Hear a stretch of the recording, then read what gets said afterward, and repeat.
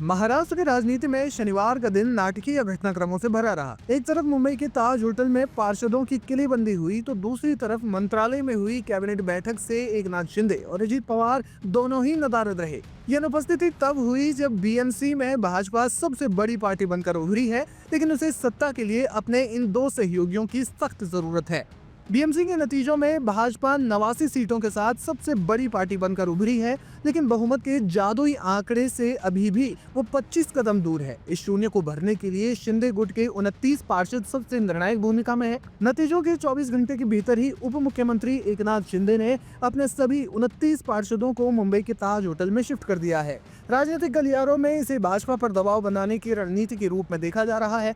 सूत्रों के मुताबिक शिंदे गुट मराठी अस्मिता और शिवसेना के वजूद का हवाला देते हुए मेयर पद पर अपना दावा ठोक सकता है। चर्चा ये भी है कि शिंदे गुट 2.5 साल के मेयर पद का फॉर्मूला भाजपा के सामने रख सकता है। दैनिक भास्कर की रिपोर्ट के मुताबिक एकनाथ शिंदे और अजित पवार दोनों ही अपनी पार्टियों की कम सीटों से खुश नहीं है। उनका मानना है कि गठबंधन में भाजपा को तो फायदा हुआ, लेकिन उनके अपने वोट बैंक में सेंध लगी है।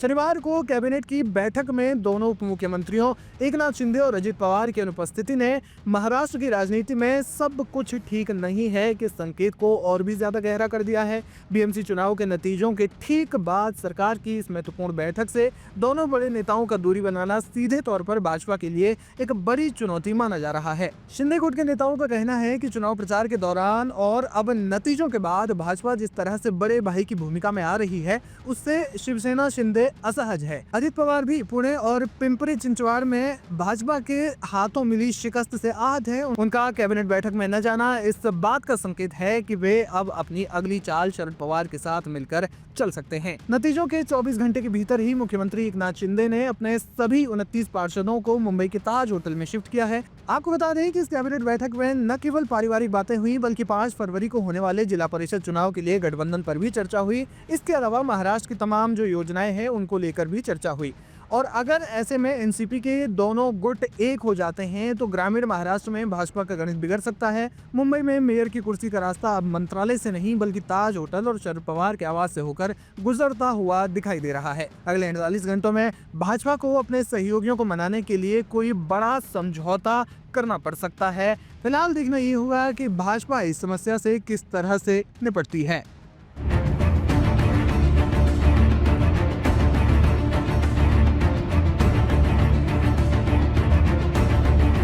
महाराष्ट्र निकाय चुनावों खासकर बीएमसी में भारतीय जनता पार्टी और शिवसेना शिंदे गुट की महायुति ने प्रचंड जीत हासिल की, लेकिन जीत के जश्न के बीच एक डर भी साफ दिखाई दे रहा है। खबर है कि पूर्व मुख्यमंत्री एकनाथ शिंदे ने अपने पार्षदों को होटल में लॉक कर दिया है और इसी रिजॉर्ट पॉलिटिक्स पर अब उद्धव ठाकरे ने ऐसा तंज कसा है जिसने सियासी गलियारों में हलचल बढ़ा दी है। बीएमसी में मातोश्री की पकड़ ढीली जरूर हुई है, लेकिन उद्धव ठाकरे के तेवर अब भी तीखे हैं। दादर स्थित सेना भवन में मीडिया से बात करते हुए उद्धव ठाकरे ने महायुति की इस जीत को विश्वासघात बताया। जब उनसे शिंदे गुट द्वारा पार्षदों को होटल में बंद करने पर सवाल पूछा गया तो उन्होंने अपने पुराने अंदाज में तीखा कटाक्ष किया। उद्धव ने हंसते हुए कहा, जिस तरह पार्षदों को कैद किया जा रहा है उससे लगता है कि मुंबई के मेयर का चुनाव भी अब 2.5 साल के फॉर्मूले पर होगा। जिस हिसाब से पार्षदों को होटल में लॉक किया जा रहा है उससे तो यही लगता है कि मुंबई के मेयर 2.5 साल के लिए नियुक्त हो सकते हैं। तंज कसने के अलावा उद्धव ठाकरे ने बीजेपी पर गंभीर आरोप भी लगाए। उन्होंने कहा कि बीजेपी ने धनबल और धोखे से ये चुनाव जीता है और वो मुंबई को गिरवी रखना चाहते हैं। हालांकि उद्धव ने यह भी साफ किया कि उनकी पार्टी खत्म नहीं हुई है और वो पहले की तरह ही लड़ते रहेंगे। नहीं, लेकिन इसीलिए मैंने कहा ना कि मुझे तो अपेक्षा थी कि जो भी काम हमने पिछले 25 साल में किया, खास कर कोविड के समय में किया, तो मुंबई के मतदाता हमारे साथ रहेंगे और वो रहे भी। बिल्कुल नहीं रहे ऐसे नहीं बात हुई है। और खास कर मराठी इलाका जो है वहां के सारे मराठी जो जनता है वो हमारे साथ है ही, और साथ ही साथ कोई नॉन महाराष्ट्रियन भी है, अन्य धार्मिक भी है, वो भी हमारे साथ है। अपेक्षा तो और थी। अगर हमारे 100 भी आ जाते तो लगता अरे और 25 आने चाहिए थे। तो ये तो हमेशा रहेगी और रहनी चाहिए, इसलिए तो काम करना पड़ता है। लेकिन एक बात और चलेगी, उत्तर भारतीयों को खासकर जो ये कहा गया, अगर बटोगे तो भी पिटोगे और नहीं बटोगे तो भी पिटोगे, इसका नुकसान हुआ कहीं ना कहीं लोगों के मन में। ये जहर फैलाने वाले है कौन? और यही तो मेरा सवाल था कि नहीं, ये क्या कहा था आपने, बटेंगे तो पिटोगे, तो ये जहरीला प्रचार किया किसने? लोग नहीं कहीं आपके लिए। नहीं, फिर अगर मैं ऐसी बात कहूं, हम ट्रैक बदली हो जाएगा। मॉब लिंचिंग वगैरह करने वाले जो लोग हैं, वैसे तो कभी कुछ हुआ नहीं ना, वैसे तो कभी कुछ हुआ नहीं ना। और हमने तो कोविड के समय में ना मैंने कभी किसी की भाषा देखी थी, ना कभी मैंने किसी का मजहब पूछा था। मैंने तो मेरा कर्तव्य निभाया था और हमने हमेशा निभाया। जो भी कोस्टल रोड किया है या पानी की समस्या है, हर घर में जाता है, पानी भी जाता है, हर कोई वहां से जाता है। किसने कहा ना अभी वो मांग कर रहे हैं, ढाई साल के महापौर पद की मांग। हाँ तो पहले तय होने दो।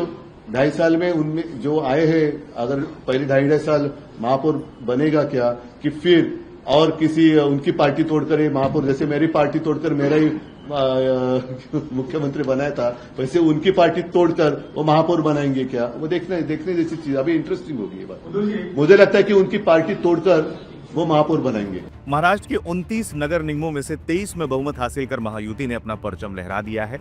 देश की सबसे अमीर महानगर पालिका यानी बीएमसी में भी कमल और धनुषबाण का जादू चला है। कुल 227 सीटों में से महायुति ने जादुई आंकड़ा पार करते हुए 118 सीटें जीत ली हैं। आंकड़ों पर नजर डालें तो बीजेपी ने 89, शिंदे शिवसेना गुट ने 29 सीटों पर जीत दर्ज की, लेकिन इस जीत के फौरन बाद जो हुआ उसने सबको चौंका दिया। सूत्रों के मुताबिक एकनाथ शिंदे ने अपने सभी 29 पार्षदों को एक होटल में शिफ्ट कर दिया है। इसे मेयर चुनाव से पहले पार्षदों को टूट से बचाने की कवायद माना जा रहा है। बीएमसी का पावर गेम। कुल सीटें 227, बहुमत का आंकड़ा 114, महायुति 118, बीजेपी 89, शिवसेना शिंदे गुट 29, शिवसेना यूबीटी 65। बीएमसी में शिवसेना यूबीटी ने 65 सीटें जीतकर यह साबित कर दिया है कि जमीनी स्तर पर शिवसैनिक अब भी उनके साथ हैं। उद्धव ने हुंकार भरते हुए कहा है कि मराठी मानुस इस पाप को माफ नहीं करेगा और उनकी असली लड़ाई अब शुरू हुई है। बीएमसी के नतीजे आ चुके हैं, लेकिन असली खेल अब भी बाकी है। एक तरफ बीजेपी के पास 89 सीटों का बड़ा आंकड़ा है, तो दूसरी तरफ शिंदे गुट के 29 पार्षद किंग मेकर की भूमिका में हैं। होटल में बंद पार्षदों की बाड़ेबंदी और उद्धव ठाकरे के तीखे बयानों ने साफ कर दिया है कि मुंबई की मेयर की कुर्सी तक पहुंचने का रास्ता इतना आसान नहीं होने वाला। जो फाइनल टैली आई है, कहीं ना कहीं आपको लगता है एमएनएस ने अगर थोड़ा जोर लगाया होता तो नंबर कुछ अलग हो जाता? बात ऐसे एमएनएस के जोर की बात छोड़ दीजिए। हम सभी ने कोशिश की कि एमएनएस की भी सीटें बढ़े। एमएनएस को 6 सीटें मिले, उनके बहुत सी सीटें बहुत कम मार्जिन से हार गए। शिवसेना की लगभग 12-13 सीटें ऐसी है जो हम बहुत ही स्लाइट मार्जिन या 50-100 वोट से हार गए हैं।